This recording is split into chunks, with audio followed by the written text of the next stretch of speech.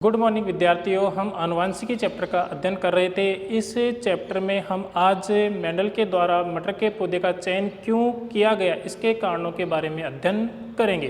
तो देखिए कि मटर के पौधे में ऐसा क्या था जिसके कारण मेंडल ने इसके पादप का चयन किया। तो मटर के पादप का जो आकार है, मटर के पादप का जो आकार है बहुत ही छोटा है। इस कारण इसे उद्यान में आसानी से क्या किया जा सकता है, उगाया जा सकता है। अर्थात इस पादप के लिए अधिक क्षेत्रफल की आवश्यकता नहीं होगी, इसे छोटे से क्षेत्रफल में उगाया जा सकता है। और दूसरा इसका सबसे बड़ा कारण क्या था कि मटर के पादप का जो जीवन काल है वह अल्पकालीन है, अर्थात लगभग 2 से 3 माह में है। इस कारण कम समय में अनेक पीढ़ियों का क्या किया जा सकता है, अध्ययन किया जा सकता है। तीसरा कारण क्या था कि मटर का जो पौधा है या पौधे के जो क्या हैं पुष्प, वो कैसे हैं, द्विलिंगी है। और द्विलिंगी होने के कारण इसमें स्वपरागण की क्रिया प्रकृति में आसानी से पाई जाती है। और इसके अलावा इसमें कृत्रिम विधि के रूप में, किसके रूप में, कृत्रिम विधि के रूप में इसमें परपरागण भी आसानी से करवाया जा सकता है। इसके बाद यदि हम बात करें कि जो मटर का पादप है, मटर के पादप में जो अनेक विपर्यासी लक्षण पाए जाते हैं, और ये विपर्यासी लक्षण किसके रूप में रहते हैं, जोड़ों के रूप में उपस्थित रहते हैं। तो जो मैंने अभी आपको कारण बताए हम उनका यहाँ पे अध्ययन करेंगे। तो पहला कारण क्या था कि मटर का या मटर के पादप का आकार क्या है, छोटा। मटर के पादप का आकार क्या है, छोटा। इस कारण इसे उद्यान में आसानी से क्या किया जा सकता है, उगाया जा सकता है। आसानी से उगाया जा सकता है। तो पहला पॉइंट क्या है कि मटर के पादप का जो आकार क्या है, छोटा। इस कारण इस पादप को उद्यान में आसानी से उगाया जा सकता है। दूसरा कारण क्या था कि मटर के पौधे का जीवन काल क्या है, अल्पकालीन है। और अल्पकालीन भी कितना है, लगभग 2 से 3 माह के बीच, 3 माह के बीच। इस कारण कम समय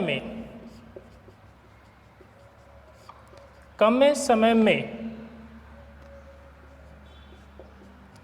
अनेक पीढ़ियों का अध्ययन किया जा सकता है।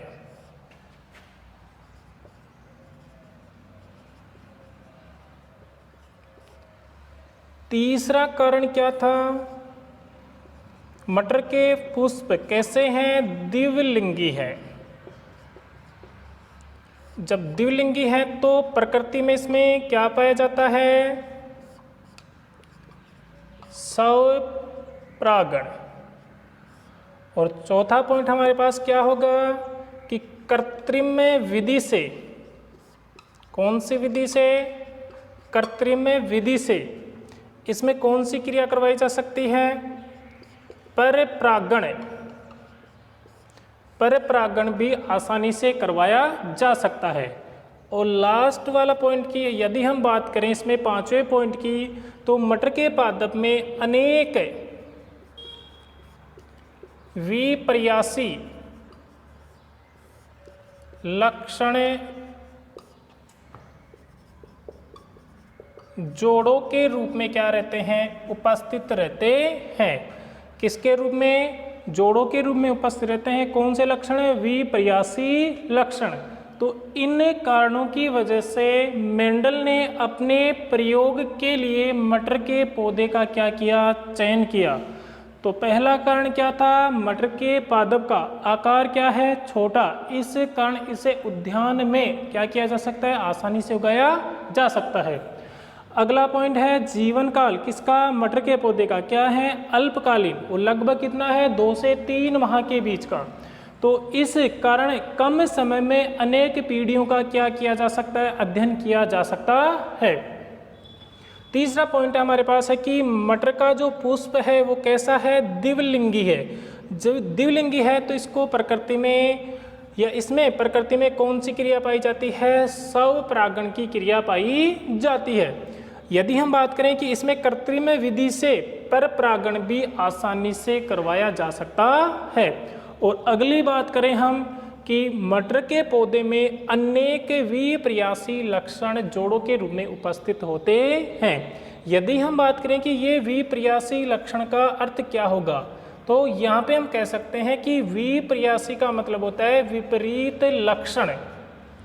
कैसे लक्षण है, विपरीत लक्षण जो किसके रूप में उपस्थित हैं, जोड़ों के रूप में। जैसे कि हम बात करें, एक लंबाई का लक्षण लिया हमने, किसका लिया, लंबाई का लक्षण। और यहाँ पे हम बात करें विपरीत लक्षण, तो लंबाई के लिए हम एक तो बात करेंगे किसका लक्षण है, लंबे की, और एक हम बात करेंगे किसके बारे में, बोने के बारे में।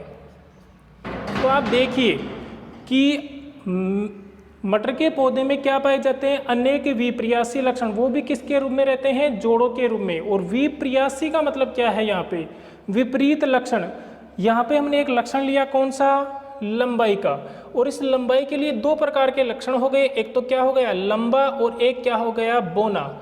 लंबा व बोना एक दूसरे के क्या हैं, विपरीत हैं। इस कारण इनको किस नाम से जाना जाता है, विप्रयासी लक्षणों के नाम से जाना जाता है। आगे हम बात करेंगे कि मेंडल ने किस प्रकार लक्षणों का चयन किया, कि मेंडल ने किस प्रकार से लक्षणों का चयन किया। तो मेंडल ने अपने उद्यान में मटर की कुल 34 किस्मों को उगाया था। उन 34 किस्मों में से 7 जोड़ी विप्रयासी लक्षणों का क्या किया था, अध्ययन किया था। तो अगला पॉइंट हमारा क्या होगा, लक्षणों का चयन। लक्षणों का चयन, लक्षणों का चयन किसके आधार पे करेगा, जो उद्यान में जो मटर के पौधे उगाए थे और उसमें से कितनी जोड़ी, 7 जोड़ी विप्रयासी लक्षण, 7 जोड़ी विप्रयासी लक्षण।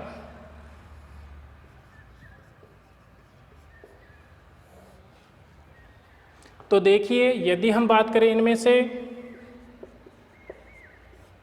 पादप का लक्षण, यहाँ पे हम बात करेंगे किसके बारे में, प्रभावी लक्षण के बारे में, और इधर हम बात करेंगे किसके बारे में, अप्रभावी लक्षण के बारे में। तो देखिए पादप के लक्षण कितनी जोड़ी हो गई, 7। तो पहला यहाँ पे देखिए पादप की लंबाई, दूसरा पुष्प की स्थिति, यानी कहाँ पे लग रहा है पुष्प, तीसरा पुष्प का रंग, चौथा होगा हमारे पास फली का रंग, किसका रंग, फली का रंग, और 5वां पॉइंट है फली की आकृति, किसकी आकृति, फली की आकृति।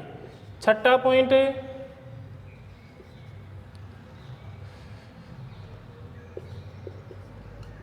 बीज की आकृति, और जो 7वां पॉइंट होगा वो होगा हमारे पास बीज पत्र का रंग। तो कितने लक्षण हो गए हमारे पास, 7। पहला क्या है, पादप की लंबाई, दूसरा क्या है, पुष्प की स्थिति, तीसरा क्या है, पुष्प का रंग, चौथा हमारे पास क्या है, फली का रंग, 5वां है फली की आकृति, और 6ठा है बीज की आकृति, और 7वां है बीज पत्र का रंग। अब यहाँ पे हम बात करेंगे कि इनमें से प्रभावी लक्षण कौन सा होगा और अप्रभावी लक्षण कौन सा होगा। तो देखिए पादप की लंबाई में प्रभावी लक्षण कौन सा होगा, लंबा। जबकि हम बात करें किसमें, अप्रभावी में कौन सा होगा, बौना। यदि हम बात करें किसकी, पुष्प की स्थिति, यदि पुष्प कहाँ पे लग रहा है, जैसे कि पार्श्व भागों में लग रहा है या फिर शीर्ष भाग में लग रहा है, तो यदि पुष्प की स्थिति कौन सी है, कक्षीय, तो उसे हम किस में लेंगे, प्रभावी लक्षण में। और यदि पुष्प कहाँ पे है, शीर्ष भाग में है, तो उसे हम क्या नाम देंगे, शीर्षस्थ या अग्रस्थ, और वो किसके अंतर्गत जाएगा, अप्रभावी लक्षण के अंतर्गत जाएगा। आगे हम बात करें किसके बारे में, पुष्प का रंग। तो पुष्प का रंग कैसा हो, यदि बैंगनी रंग है, कैसा रंग है, बैंगनी, तो वो किसके अंतर्गत जाएगा, प्रभावी के अंतर्गत। और यदि उसका रंग कैसा है, सफ़ेद है, तो वो किसके अंतर्गत जाएगा, अप्रभावी लक्षण के अंतर्गत जाएगा। आगे हम बात करें किसके बारे में, फली के रंग। यदि फली का रंग कैसा है, हरा, तो वो किस में जाएगा, प्रभावी में। और यदि पीला है तो वो किस में जाएगा, अप्रभावी में। तो कैसा रंग है, हरा, और यहाँ पे कौन सा लेंगे, पीला। फली की आकृति, यदि फली कैसी है, फूली हुई, यदि फली कैसी है, फूली हुई, तो हम उसको किस में लेंगे, प्रभावी लक्षण में। और यदि फली कैसी है, संकुचित यानी चपटी हुई, संकुचित, तो हम उसको किस में लेंगे, अप्रभावी लक्षण में। बीज की आकृति, यदि बीज कैसा है, गोलाकार है, तो उसे हम प्रभावी लक्षण में। और यदि बीज कैसा है, झुर्रीदार, तो हम उसको किस में लेंगे, अप्रभावी लक्षण में। तो यहाँ पे हमने लिखा किसमें, गोलाकार, और यहाँ पे हमने लिखा झुर्रीदार।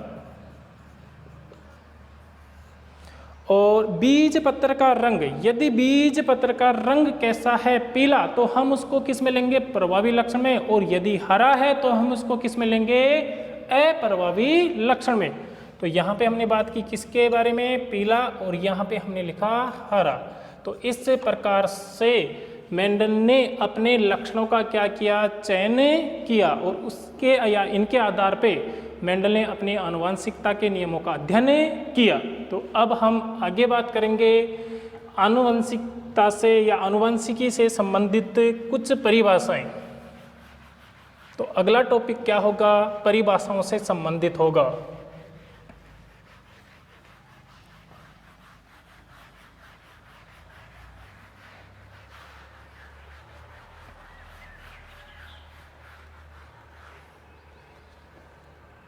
तो क्या लिख सकते हैं हम, आनुवंशिकी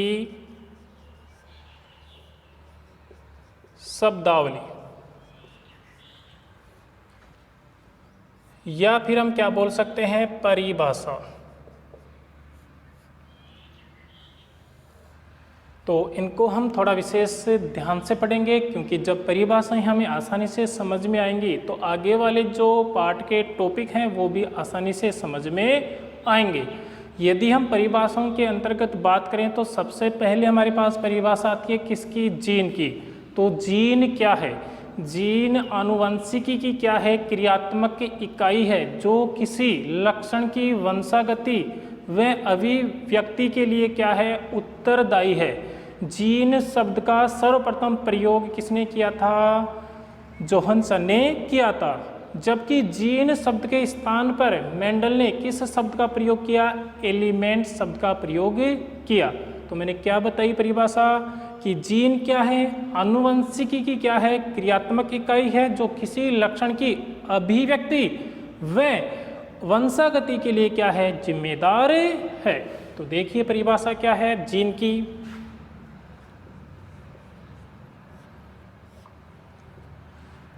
जीन क्या है, जीन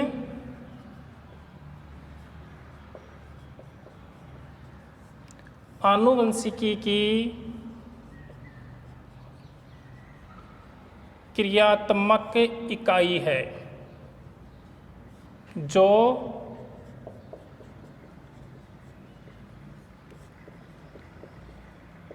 जो किसी लक्षण की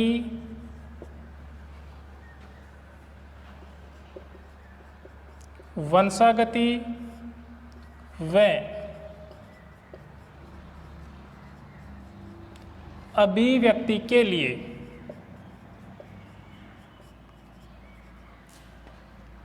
क्या रहता है, उत्तरदायी रहता है, के लिए उत्तरदायी होता है, उसे किस नाम से जाना जाता है, जीन के नाम से जाना जाता है। जीन शब्द का सर्वप्रथम प्रयोग किसने किया, जोहानसन ने किया। ध्यान दें आप, विशेष पूछा जाता है कि एग्जाम में कि जीन शब्द का सर्वप्रथम प्रयोग किसने किया, जोहानसन ने। इसके अलावा एक बात और ध्यान रखनी है आपको कि मेंडल ने इस जीन शब्द के स्थान पर कौन से शब्द का प्रयोग किया, तो वो आपको ध्यान रखना है। और वो शब्द क्या था, एलिमेंट। कौन से शब्द का प्रयोग किया, एलिमेंट शब्द का प्रयोग किया। तो आपसे पूछा जाए कि एलिमेंट शब्द का प्रयोग किसने किया जीन के स्थान पे, तो मेंडल ने किया, जोहानसन ने। या पूछा जाए कि जीन शब्द किसने दिया, जोहानसन ने।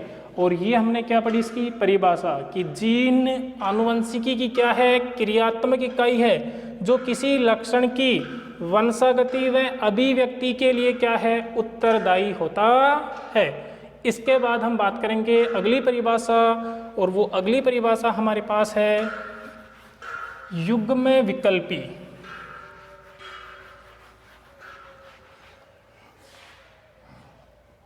देखिए अगली परिभाषा है युग्म विकल्पी। देखो युग्म विकल्पी की परिभाषा क्या होगी, किसी लक्षण को नियंत्रित करने के लिए किसी जीन के दो विकल्पी को या दो विकल्पी स्वरूपों को क्या कहा जाता है, युग्म विकल्पी कहा जाता है। क्या बोली मैंने परिभाषा, किसी लक्षण को नियंत्रित करने के लिए किसी जीन के दो विकल्पी स्वरूपों को क्या नाम दिया जाता है, युग्म विकल्पी कहा जाता है। तो देखिए क्या हुई परिभाषा, किसी जीन के क्या होंगे, दो विकल्पी स्वरूपों को किस नाम से जाना जाएगा, युग्म विकल्पी के नाम से जाना जाएगा। जैसे कि हम बात करें, हमारे पास कोई लक्षण है, जैसे कि हमने ले लिया लंबाई का लक्षण। अब इस लंबाई के लक्षण के लिए हमारे पास क्या होंगे, दो विकल्पी होंगे। जैसे कि हम बात करें लंबाई के लिए, एक हो गया हमारे पास लंबा पादप और एक कैसा हुआ, बोना। लंबे के लिए हम किसका प्रयोग करेंगे, कैपिटल टी का, और इसके लिए हम किसका प्रयोग करेंगे, स्मॉल टी का, यानी छोटे टी का। अब ये दोनों, ये वाला टी और ये वाला टी, या कह सकते हैं लंबा और बोना, क्या कहलाएंगे यहाँ पे, युग्म विकल्पी।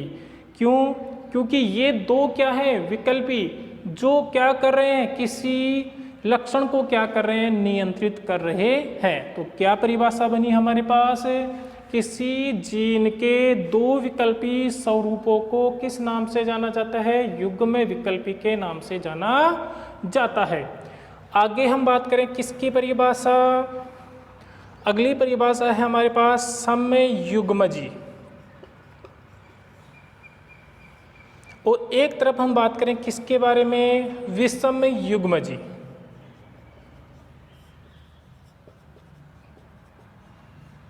देखो समयुग्मजी का अर्थ क्या होगा, यानी जब युग्म विकल्पी, किसके बात करेंगे कि जब युग्म विकल्पी के दोनों स्वरूप क्या हो, समान हो, या दोनों कार्य क्या हो, समान हो, तो उससे हम किस नाम से जानते हैं, समयुग्मजी के नाम से जानते हैं। जबकि विषमयुग्मजी की क्या होगी कि जब युग्म विकल्पी के दोनों स्वरूप क्या हो, अलग अलग हो, या दोनों कारक क्या हो, अलग अलग हो, तो हम उसे किस नाम से जानते हैं? विषम युग्मजी के नाम से जानते हैं। तो जब युग्म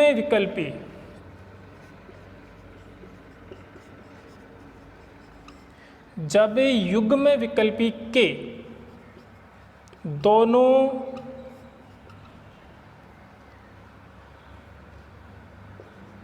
विकल्पी स्वरूप क्या हो, समान हो, यानी एक जैसे हो। कैसे हो? एक जैसे हो, तो उसे हम किस नाम से जानते हैं? समयुग्मजी के नाम से जानते हैं। जैसे कि हम बात करें कि समयुग्मजी लंबा पादप, अब समयुग्मजी लंबा पादप है तो उसे हम किसके रूप में प्रदर्शित करेंगे? कैपिटल टी और कैपिटल टी। अब यहाँ पे आप देखिए कि यह एक क्या है? युग्म विकल्पी है। यह एक क्या है? युग्म विकल्पी है। इस युग्म विकल्पी के दोनों विकल्पी, इस युग्म विकल्पी के दोनों विकल्पी क्या है? समान है। तो ऐसा युग्म विकल्पी क्या कहलाएगा? समयुग्मजी कहलाएगा। क्या बताई मैंने परिभाषा? कि जब युग्म विकल्पी के दोनों विकल्पी एक जैसे हो या समान हो तो हम उसे किस नाम से जानते हैं? समयुग्मजी के नाम से जानते हैं। जबकि यहाँ पे क्या होगी परिभाषा? दोनों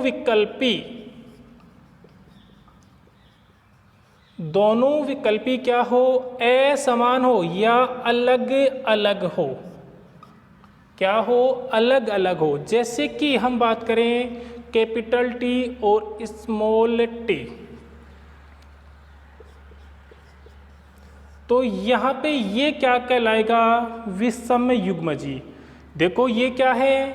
युग्म विकल्पी है, तो युग्म विकल्पी, लेकिन इस युग्म विकल्पी में पाए जाने वाले दोनों विकल्पी क्या हैं? असमान है या अलग अलग है। जब ये दोनों अलग अलग होंगे तो क्या कहलाएगा? वो विषम युग्मजी कहलाएगा। जैसे कैपिटल आर और स्मॉल आर क्या कहलाएगा? विषम युग्मजी है। तो युग्म विकल्पी क्योंकि जोड़ों के रूप में है, लेकिन यहाँ पे एक बड़ा है, दूसरा क्या है? छोटा, यानी दोनों क्या है? अलग अलग, तो वो क्या कहलाएगा? विषम युग्मजी कहलाएगा। जैसे कि कैपिटल वाई और स्मॉल वाई, तो ये भी क्या कहलाएगा? विषम युग्मजी। यहाँ पे हम बात करें तो आर आर क्या कहलाएगा? समयुग्मजी। स्मॉल वाई क्या कहलाएगा? समयुग्मजी। छोटा टी क्या कहलाएगा? समयुग्मजी।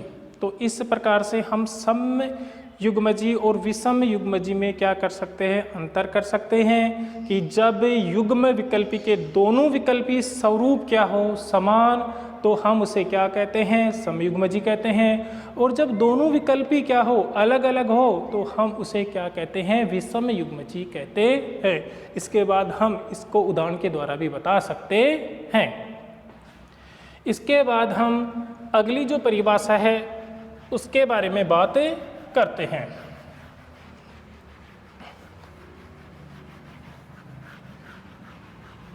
और जो अगली परिभाषा है हमारे पास वो है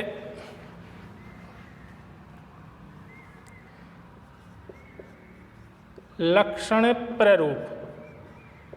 और लक्षण प्ररूप को ही हम कहते हैं फिनोटाइप।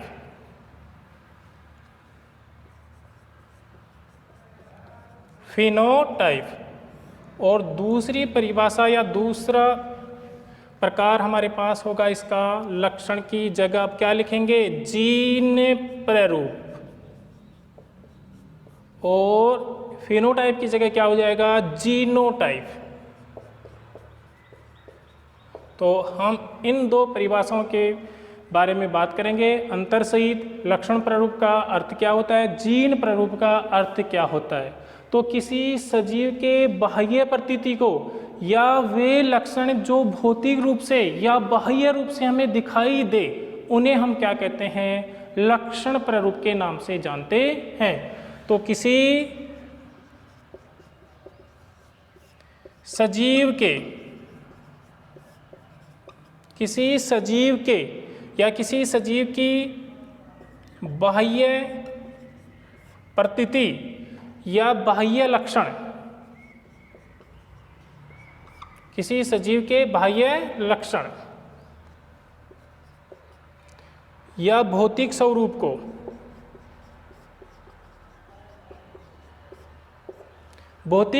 को किस नाम से जाना जाता है, लक्षण प्रारूप के नाम से जाना जाता है। जैसे कि हम बात करें कि लंबा पौधा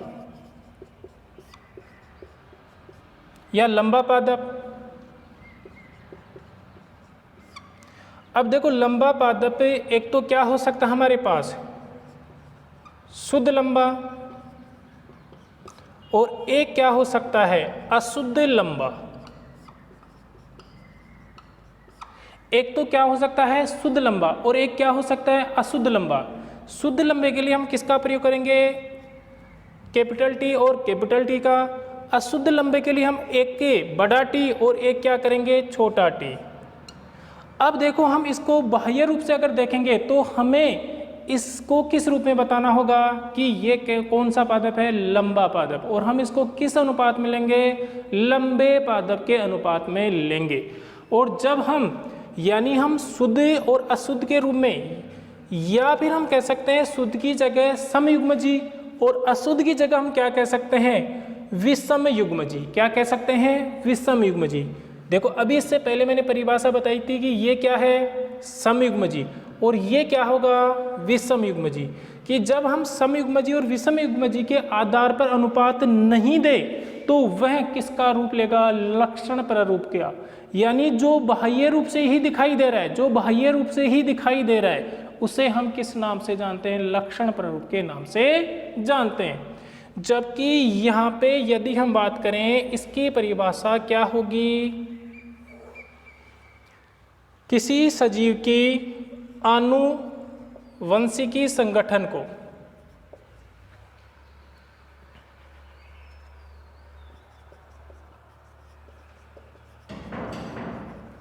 आनुवंशिकी संगठन या संरचना को, यानी क्या कह सकते हैं, जीन प्रारूप, यानी किसी सजीव के आनुवंशिकी संगठन को किस रूप में बताते हैं, जीन प्रारूप के रूप में बताया जाता है। जैसे कि अब हम यहाँ पे बात कर सकते हैं कि जैसे लंबा पादप है, अब लंबे पादप के लिए हमने यूज किया, एक है कैपिटल टी और दूसरा हमने यूज किया कैपिटल टी और स्मॉल टी। अब इसको हम क्या बोल सकते हैं, समयुग्मजी। समयुग्मजी लंबा पादप, और ये क्या होगा, विषमयुग्मजी लंबा। देखो दोनों ही लंबे हैं, लेकिन एक क्या है, समयुग्मजी, और दूसरा क्या है, विषमयुग्मजी। यानी जब हम अनुपात किसके रूप में दें, समयुग्मजी और विषमयुग्मजी के रूप में दें, या शुद्ध या अशुद्ध के रूप में अनुपात दें, तो वो किसका रूप लेता है, जीन प्रारूप का अनुपात लेता है। और हम सीधे सीधे लंबे और बोने की बात करें तो वो किसका रूप लेगा, बाह्य या लक्षण प्रारूप या फिनोटाइप का रूप लेता है। तो इस प्रकार से हम लक्षण प्रारूप और जीन प्रारूप के बारे में बता सकते हैं। इसके आगे के जो शेष टॉपिक हैं हम अगले वीडियो में अध्ययन करेंगे।